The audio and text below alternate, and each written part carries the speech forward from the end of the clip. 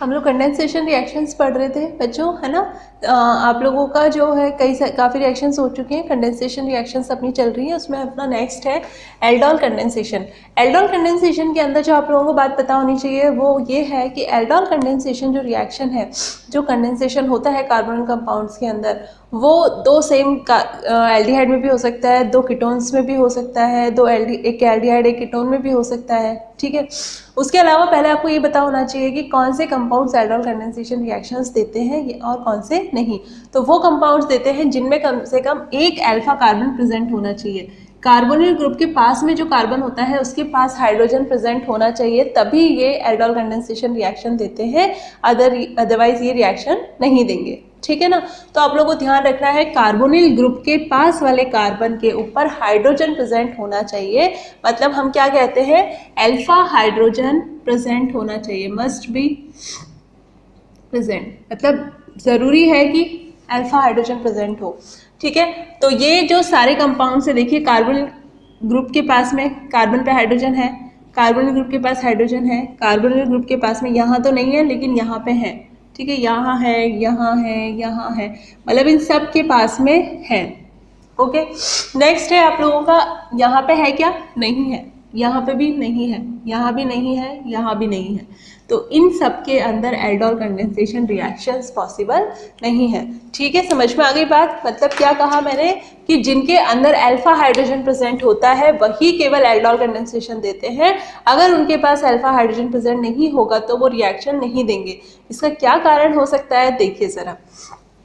हमने यहाँ पे लिया एल्डिहाइड, इसकी रिएक्शन हम अभी तो मैकेनिज्म नहीं देख रहे हैं, हम यहाँ पे दो एल्डिहाइड के मॉलिक्यूल्स हैं, दो एल्डिहाइड के मॉलिक्यूल लिए बेसिक मीडियम लिया, तो हमारा क्या बना प्रोडक्ट, 3 हाइड्रोक्सी ब्यूटेनेल एसिटाल्डिहाइड, ठीक है, ये बन जाता है। उसके बाद में इसके अंदर डिहाइड्रेशन भी होता है, इसमें H2O का मॉलिक्यूल भी निकलता है, अल्फा बीटा अनसैचुरेटेड कीटोन का फॉर्मेशन होता है फाइनली। तो लेकिन यहाँ पे हम कहते हैं कि एल्डोल कंडेंसेशन के अंदर प्रोडक्ट क्या बनेगा, तो आप क्या कहोगे, 3 हाइड्रोक्सी ब्यूटेनाइल एसिटाल्डिहाइड बनता है, ठीक है।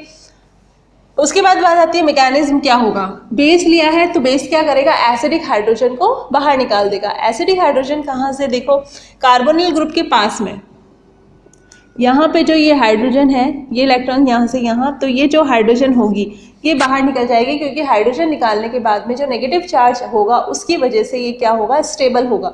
तो यहाँ पे ये H को ले लेगा। इसलिए हमने कहा था कि वही कार्बोनिल कंपाउंड्स एल्डोल कंडेंसेशन देते हैं जिनके कार्बोनिल ग्रुप के पास में जो कार्बन उपस्थित है उसके पास हाइड्रोजन एक तो कम से कम होनी ही चाहिए, ठीक है। ज़्यादा हो तो उससे कोई फर्क नहीं पड़ेगा, पर कम से कम एक तो होनी ही चाहिए, ठीक है। तो ये इसमें से हाइड्रोजन इसने निकाल लिया, तो यहाँ पे नेगेटिव चार्ज आ गया।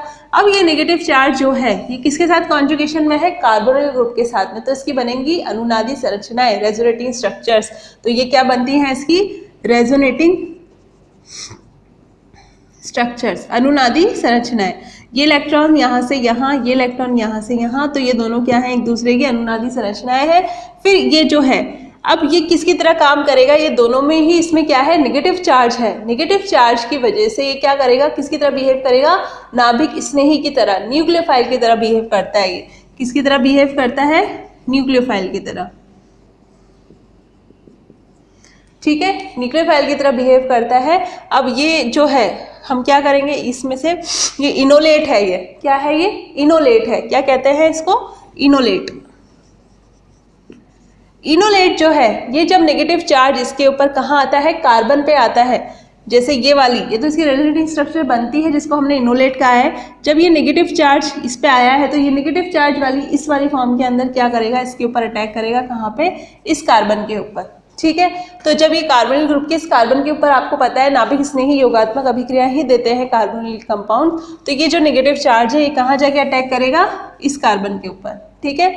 तो यहाँ पे ये बन गया अपना इंटरमीडिएट, वाटर इसमें प्रेजेंट होता है तो यहाँ पे H लग जाएगा, ये आ गया। अब इसमें क्या होता है, ये तो अपना बन गया इसका प्रोडक्ट, लेकिन ये रिएक्शन यहाँ नहीं रुकती है। इसमें क्या होता है, डिहाइड्रेशन होता है, निर्जलीकरण होता है।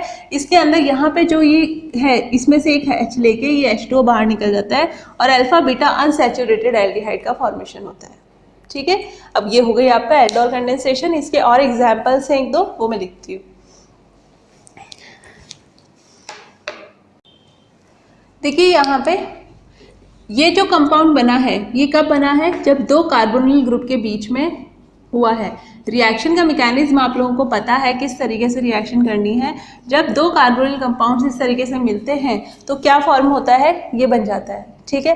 क्योंकि एक जब बेस होगा तो यहाँ से ले लेगा, ये माइनस आएगा, फिर ये माइनस इसके ऊपर अटैक करेगा और फिर बस हो जाएगी रिएक्शन। तो ये बनेगा इसके बाद में। अब इसका गर्म करने पे क्या होगा, इसमें से पानी बाहर निकल जाएगा। इसका नाम है मैसेटिल ऑक्साइड, ठीक है। अब इस मैसेटिल ऑक्साइड की जब एक बार और कार्बोनिल कंपाउंड से एसीटोन से रिएक्शन कराते हैं, डाइल्यूट HCl की प्रेजेंस तो है ही सही, वैसे भी एसिडिक मीडियम हम ले रहे हैं, तो एसिडिक मीडियम में रिएक्शन हुई तो क्या होगा, इसके अंदर क्या बन जाएगा, फोरोन बन जाएगा। ये तीसरा मॉलिक्यूल भी इसमें आके जुड़ जाएगा, ठीक है ना।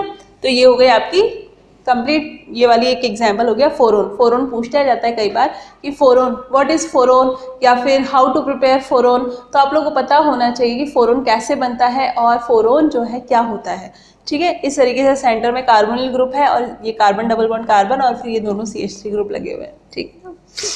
नेक्स्ट है आप लोगों का, अगर हम तीन कार्बोनिल ले, मतलब 3 एसीटोन ग्रुप ले और क्या ले, 3 एसीटोन ग्रुप्स लिए और कंसंट्रेटेड H2SO4 लिया।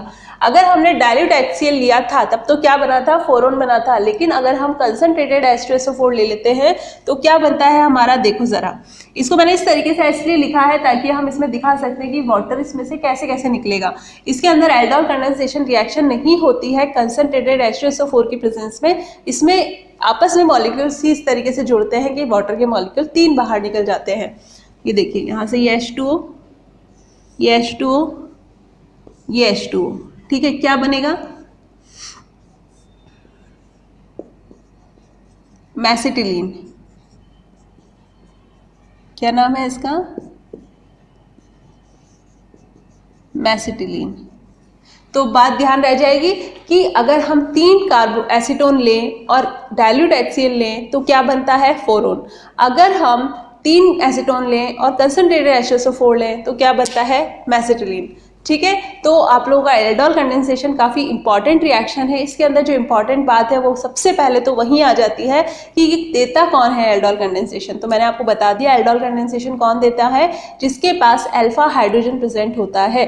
और अल्फा हम किसे कहते हैं, जो भी कोई फंक्शनल ग्रुप की हम बात कर रहे हैं उसके पास में जो भी कार्बन होगा उसको हम कहेंगे अल्फा कार्बन, और जो इस पे हाइड्रोजन प्रेजेंट होगा उसको कहेंगे अल्फा हाइड्रोजन। तो हमेशा याद रखिएगा कि इस कंडीशन में अगर प्रेजेंट है कोई भी कार्बोनिल ग्रुप तो उस हाइड्रोजन की वजह से वो क्या देगा, एल्डोल कंडेंसेशन। क्योंकि हम यहाँ पे बेस लेते हैं तो बेस क्या करता है, इसमें से H को निकाल देता है, जिसकी वजह से क्या होता है, इसके अंदर जब H निकल जाएगा तो ये यहाँ पे नेगेटिव चार्ज आएगा और नेगेटिव चार्ज किसकी तरह बिहेव करेगा, एक न्यूक्लियोफाइल की तरह बिहेव करेगा। और इसके अंदर जो न्यूक्लियोफाइल बनता है वो इनोलेट बनता है।